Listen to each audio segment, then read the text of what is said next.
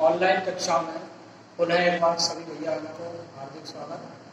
आज हम पढ़ेंगे विषय विज्ञान कक्षा 8वीं अध्याय 3 संश्लेषित रेशे और प्लास्टिक। संश्लेषित रेशे और प्लास्टिक के बारे में हमने 2 वीडियो पहले पढ़ चुके हैं। आज हम पढ़ेंगे प्लास्टिक और पर्यावरण या पर्यावरण और प्लास्टिक। यानी कि जो प्लास्टिक होता है वो हमारे पर्यावरण के लिए हितैषी नहीं है। आप सबको विदित है कि हमारे दैनिक जीवन में प्लास्टिक की वस्तुओं का उपयोग दिन प्रतिदिन बढ़ता जा रहा है।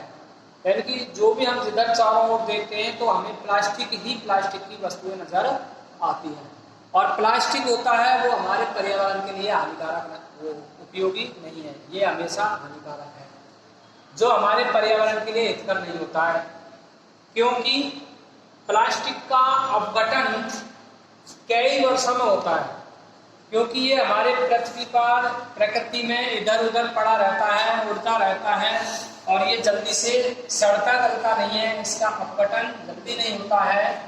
इसीलिए प्लास्टिक के इतने विशिष्ट गुण होते हुए, प्लास्टिक में गुण वैसे बहुत सारे हैं, जैसे टिकाऊ है, हल्का है, सस्ता है, अधिक चलने वाला है, विद्युत एवं ऊष्मा का कुचालक है। इतने सारे गुण होते हुए भी प्लास्टिक हमारे पर्यावरण को काफी नुकसान पहुंचाता है। केवल ये पर्यावरण के लिए हितैषी नहीं है, वैसे इसके बहुत सारे गुण हैं, जिसका कारण है इसकी जैव एनीकरण प्रकृति।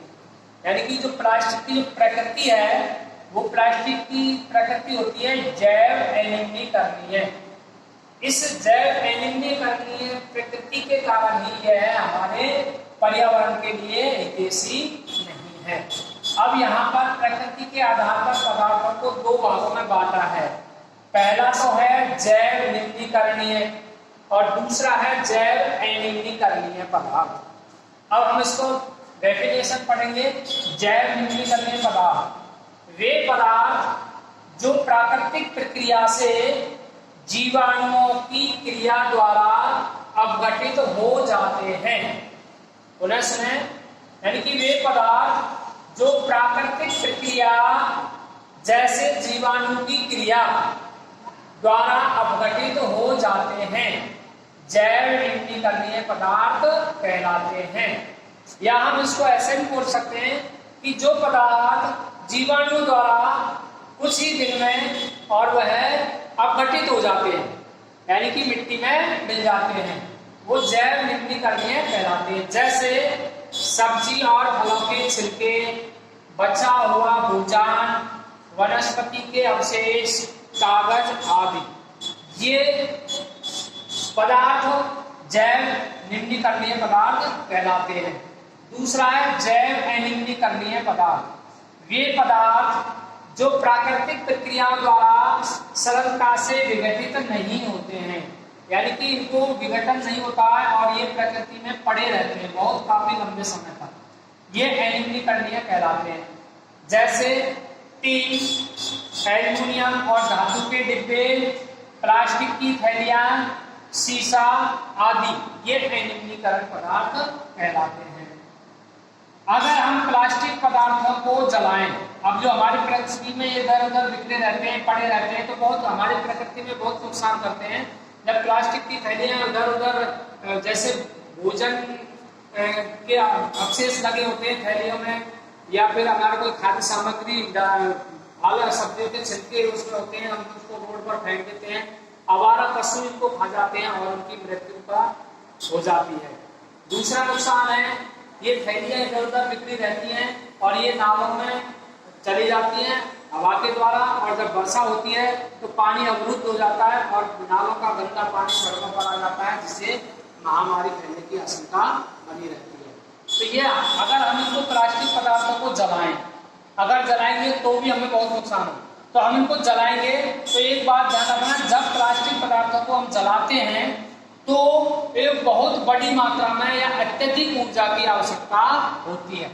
हम प्लास्टिक पदार्थों को जलाएंगे तो बहुत सारी ऊर्जा की आवश्यकता होती है, और इस प्रक्रम में भारी मात्रा में विषैली गैस उत्सर्जित होती है, अधिक ऊर्जा की आवश्यकता होती है और तब यह जलता है तो इसमें से बहुत बड़ी मात्रा में विषैली गैस उत्पन्न होती है जो हमारे पर्यावरण को प्रदूषित कर देती है। पहली तो यह है। दूसरा कारण है,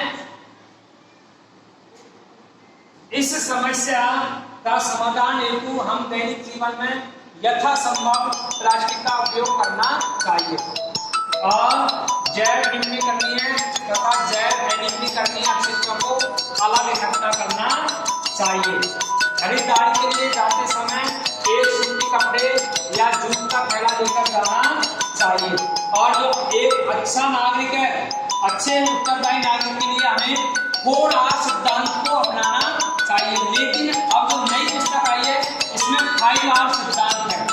ये 4R तो सब में है लेकिन एक और सिद्धांत जोड़ दिया, इसलिए यहाँ दे दिया 5R सिद्धांत। 5R सिद्धांत क्या होता है समझिए। पहला है रिड्यूस। रिड्यूस का मतलब होता है उपयोग कम करिए। दूसरा होता है रीयूज का मतलब होता है पुनः उपयोग करिए। फिर है रिसाइकिल का पुनः चक्रित करिए। रिकवर पुनः प्राप्त करिए। ये 4R सिद्धांत हमने पढ़ा था पहले, लेकिन अब जो नई पुस्तक आई है इसमें एक सिद्धांत और जोड़ दिया, रिफ्यूज यानी उपयोग ना करिए। तो इस प्रकार से हम प्लास्टिक का 4R या 5R सिद्धांत को अपनाकर हम इसका पर्यावरण हितैषी बन सकते हैं। धन्यवाद।